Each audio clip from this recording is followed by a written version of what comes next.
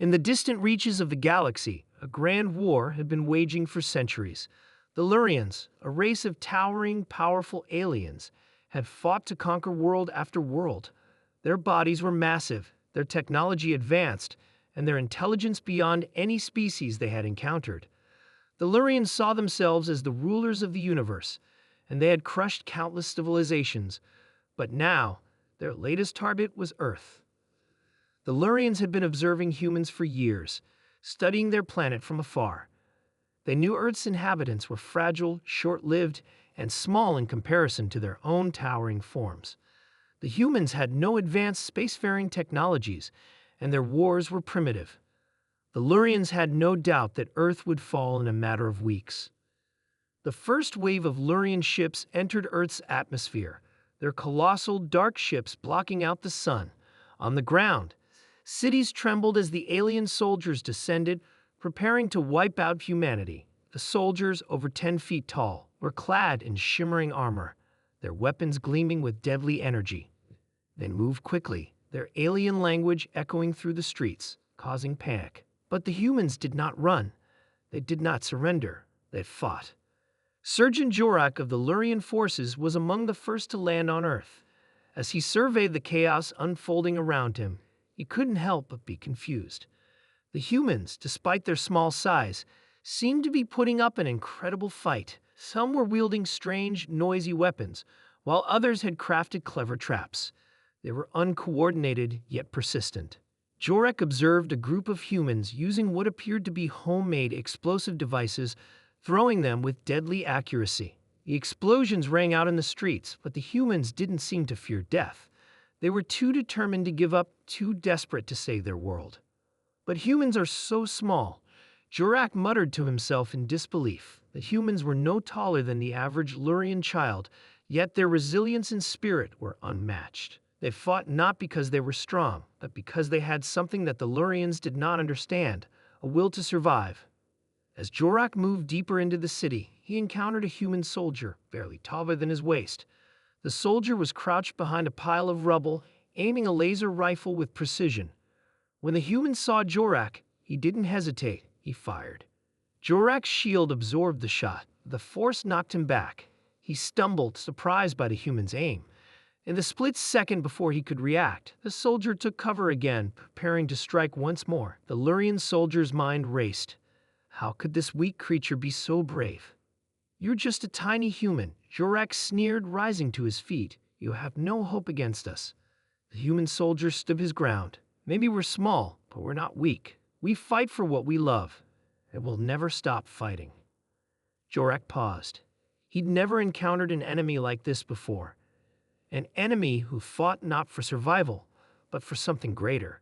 The Lurians had always been the aggressors, conquering worlds and demanding submission.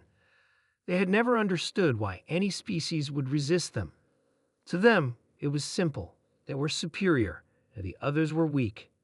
The Lurian soldier raised his weapon, intending to end the fight. But as he looked into the human's eyes, something stopped him. He saw fear, yes, but also something else, a burning determination, a desire to protect. It was a fire that could not be extinguished. Jorak hesitated, his instincts pulling him back. The human didn't seem to fear him, and that was unsettling. He had been taught that fear was the greatest weapon, but these creatures, these humans, showed none of it. Suddenly, a large explosion shook the ground nearby, followed by the sound of approaching Lurian reinforcements. Jorak snapped out of his thoughts. He needed to focus. The war was far from over, but as he turned to lead his troops forward, the human soldier shouted at him. "You may win today, alien," the soldier said, his voice firm. "But we will never stop fighting. We will never give up. This is our home." Jorak's mind was racing as he marched toward the Lurian forces, but the human's words lingered. "We will never give up." It echoed in his mind, and for the first time, the great Lurian soldier began to question everything he had ever known. As the battle raged on, the humans fought with an intensity the Lurians could not have anticipated. The humans' cleverness and determination were matched only by their willingness to sacrifice. Every street corner, every building, every alley became a battleground where the humans fought not just for survival, but for their future. It wasn't just the humans' weapons or strategies that caught Jorak's attention, it was the way they cared for each other. He saw one human throw themselves on top of a wounded comrade to shield them from a blast, only to rise and continue fighting despite the pain. He saw them bandage each other's wounds in the midst of chaos, sharing food and water as if they were family. They fought together as one. After days of conflict, something unexpected happened. The Lurians, who had expected an easy victory, found themselves facing a war they were not prepared for. The humans had begun to push back. It wasn't just their weapons that were working against the Lurians. It was their spirit. The humans refused to give up. Their cities may have been in ruins, their population dwindling, but they kept fighting. Jorak stood at the ruins of a human city, watching as the last of his forces retreated. He couldn't believe what had happened. His once proud army, which had conquered so many worlds, had been driven back by creatures he had once considered insignificant. But the Lurians had underestimated the humans.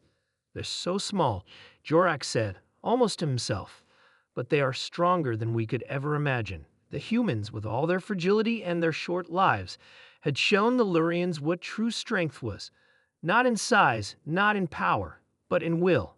The Lurians had come to conquer, but they had found a lesson instead. The Earthlings had something they had lost long ago: hope, determination, and the strength to never give up, no matter how small they seemed. And for the first time in centuries, the mighty Lurians found themselves questioning their own place in the universe.